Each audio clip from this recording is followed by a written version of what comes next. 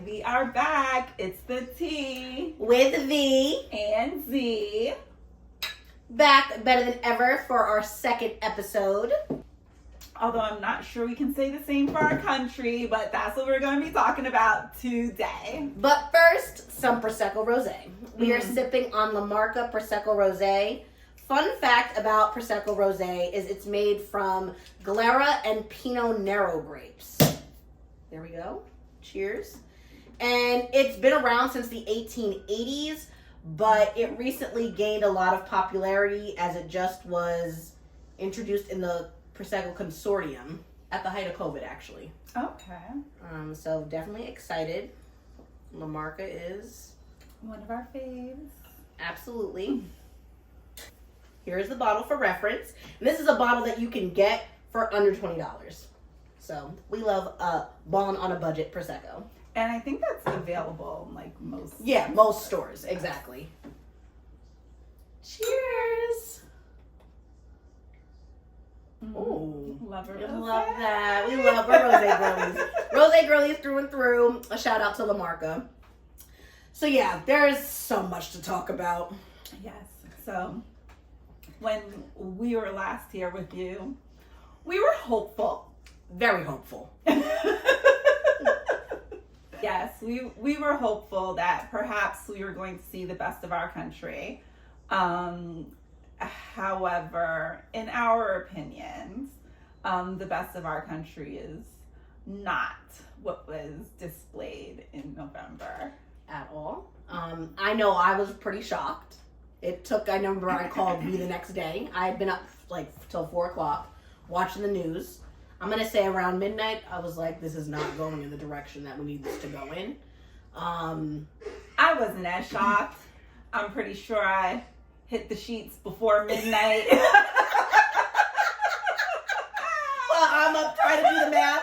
I'm like, okay, well, this is an outstanding county. Okay, this could happen. But when it looked like she was losing all the swing states, or most of them, when Pennsylvania came in, I was like, yeah, this is not looking good. Yeah, and I think there was definitely a strong miscalculation on who our country is. You know, something that we talked about in our last episode was the history of sexism and racism in our country. And I think that we can say for sure that's not just part of our history. It is still part of our present culture. But I don't want to simplify it to just being about sexism and racism. I think that there were a number of policy missteps. I think there were a lot of missed marks in messaging. Mm-hmm. You know, I think she ran a hell of a campaign to have a little over 100 days to introduce herself to the country, for people to really get to know her. I think maybe more time been and messaging been a little bit more different to really be inclusive of the whole country. I think the things that were important to us on the East Coast and the West Coast, it's not how Middle America felt. Exactly. And I think unfortunately that is where we continuously see the Democratic Party missing the mark, because for some reason the Democratic Party does not want to accept that most of America does not look like the Democratic Party. Exactly. You know, even I remember when she had her debate against Trump, I think we had a conversation and you were like, she killed it. And I was like, yeah, no, I don't know about that. I was like, no, I thought it was good. But, you know, when you hear the other side and the rhetoric that's spoken, it's like she did do well. But I think that she shouldn't have been tied to that. But I think also part of it is that when you say she killed it, it's because obviously she sounded more intelligent than him. Right. Exactly. But we forget that half of this country does not have a college degree. Yeah. So in some ways, when you are making Trump sound less intelligent, you are very well alienating the majority of this country, because they don't necessarily want to be reminded that, you know, you're so much more informed than they are. Exactly. Yeah. She did run a great campaign, You know, all in all, through and through, she did. But I think now the Democratic Party, this is the rebuild stage.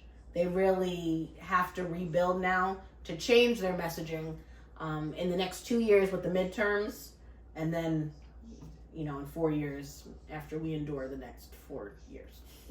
I don't even know if I would say it's the rebuild stage. I would say I'm hoping that it is a light bulb moment for the Democratic Party, that they can't continue to speak over the American people, and they have to really try to identify more so with what issues the average Joe is facing and what they really care about, and just really learn to strategize better, because the Republican Party was just out strategizing the Democratic Party absolutely. at every turn. But I do feel like that is a rebrand. Maybe not rebuild, but a rebrand. Like, I do feel like it is a rebrand. And those people that, like the Pelosi's, the Bidens even, like, they need to take a step back and let the new era of the Democratic Party come into play. Mm-hmm. Ben Shapiro of Pennsylvania, Hakeem Jeffries, Representative Crockett. Absolutely, we love Jasmine. Shout out to Jasmine.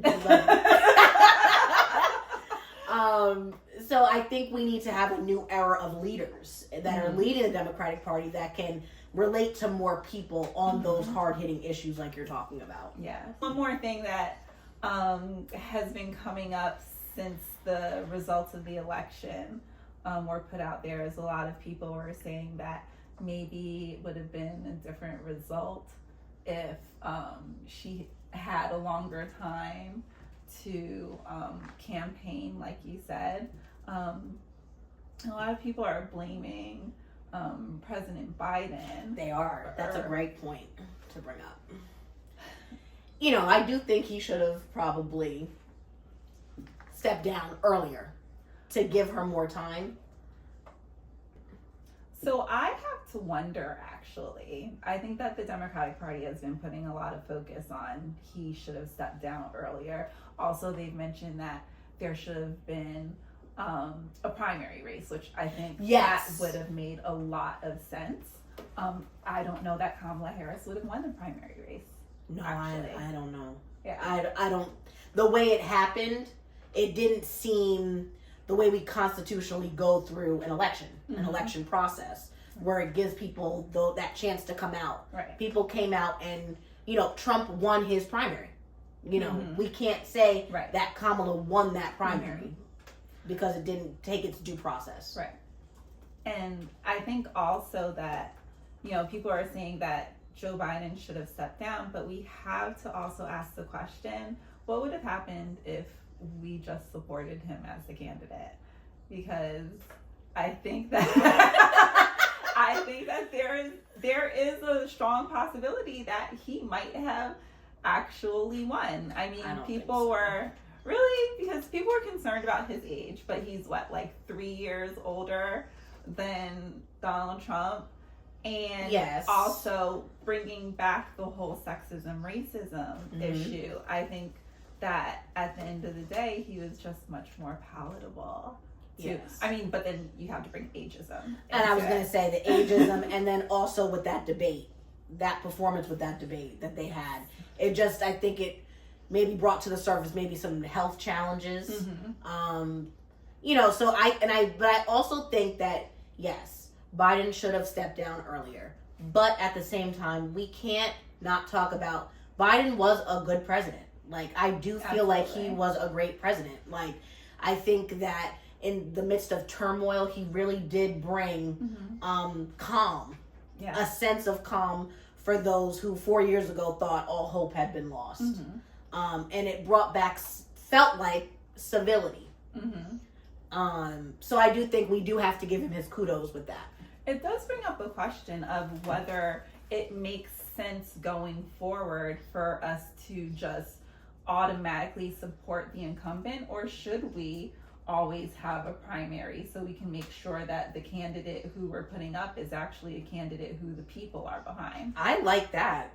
I think that's a great idea. That way it's not just doesn't feel so establishment driven. Exactly. Because that's how it felt with this. It was like, well, we just have to support who the incumbent is. Exactly. We just have to Which is the problem that a lot of people have with the Democratic Party. Exactly. They see it as the establishment. Exactly. I also think, to speak on the Democratic Party, touting out Hollywood at the last minute was a little cringe. Right. It did not feel relatable to the American people. That's not helping the price of groceries. Exactly. So I think they could have been way more relatable to people, and more on, they took a huge stance on social issues, but I think they could have taken a better take on economic issues. I mean, I think that people would have preferred to see Beyonce sing as opposed to speak.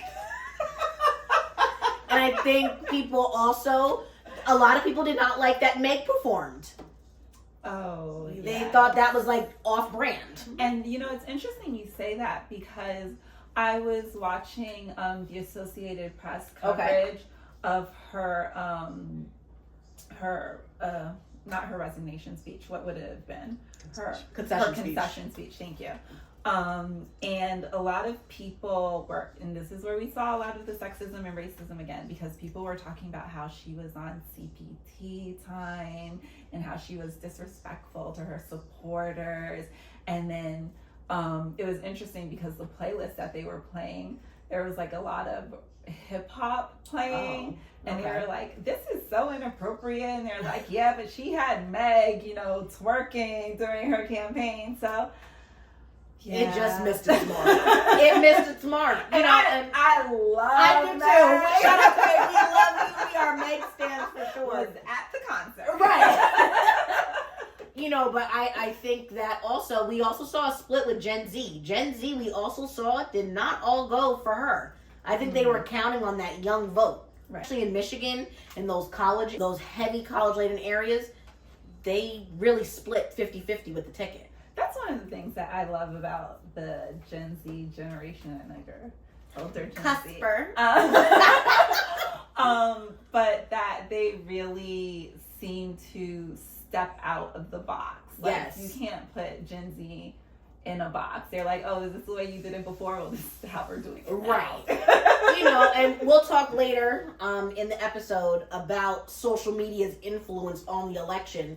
But I think the Republican Party did a great job at targeting social media for those Gen Z voters. And that also speaks to Elon Musk's influence. Oh, and he more had on that so later. But, the breakdown of voters, they did say that, black women did go for Kamala. Mm-hmm. Black men did too. It was a smaller margin. Yeah. Hispanic women went for Kamala. Mm-hmm. Hispanic men tended to go for Donald Trump. Yes.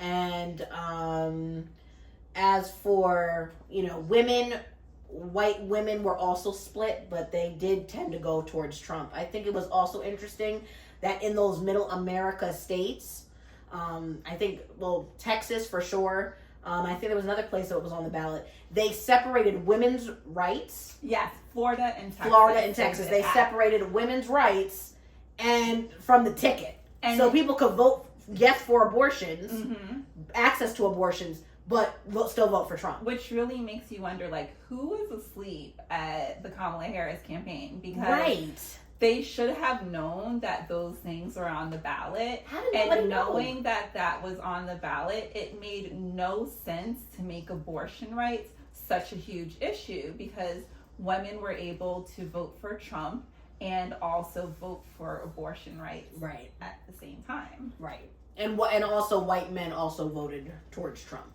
Mm-hmm. So I think the messaging should have definitely been different in Texas and Florida, where they weren't separated. Yeah. Another misstep, I think, was in the Midwest with labor unions. Yes. Where, a lot of, we have a lot of factories, a lot of car manufacturers in the Midwest, and I did not know until recently. I just found out that the makers of, I think it's Chevy, right? And Chrysler, yes. I did not realize that is no longer an American-owned company. It is now owned by a company from Italy and France. And they also recently just announced that they were going to be taking a lot of their manufacturing out of the US and moving it to cheaper nations.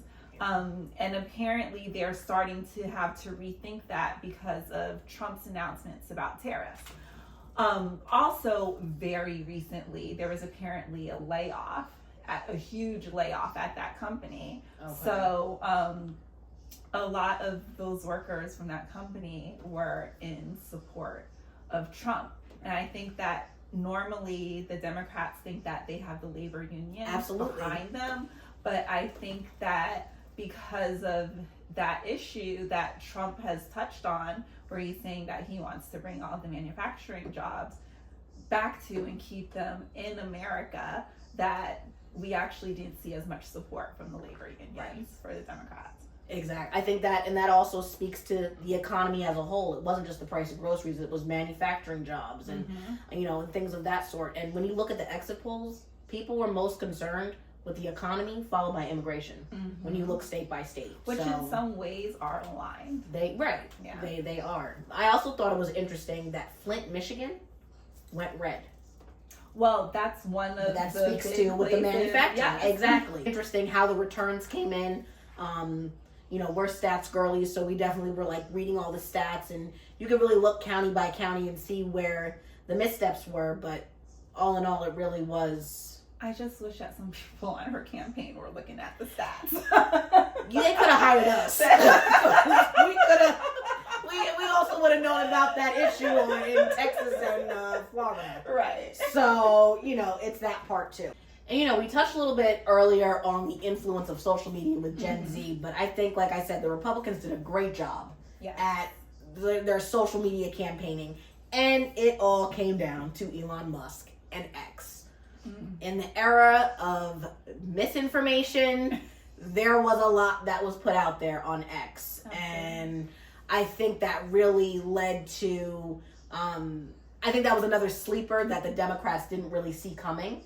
And they don't know if they really saw just the influence that he was going to have in this campaign. Which, once again, I just find that so interesting, since if you've been observing Elon Musk, you should have realized that he's been going after the power of social media for at least a few years now. I mean, that's the entire reason why we even have X at this point. Because formerly known as Twitter.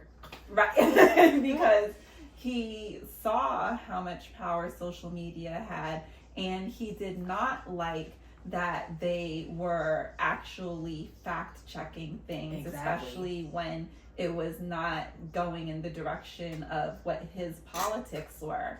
And we see that he actually uses it to make his own public statements, and that he definitely gives preference to those posts that are supporting his politics. I still have an X account, and what I found, even during the election process and the campaigning, like all of his tweets would come up as like number one on my feed, where he's messing with the algorithm. Oh, that's interesting. To be in his favor.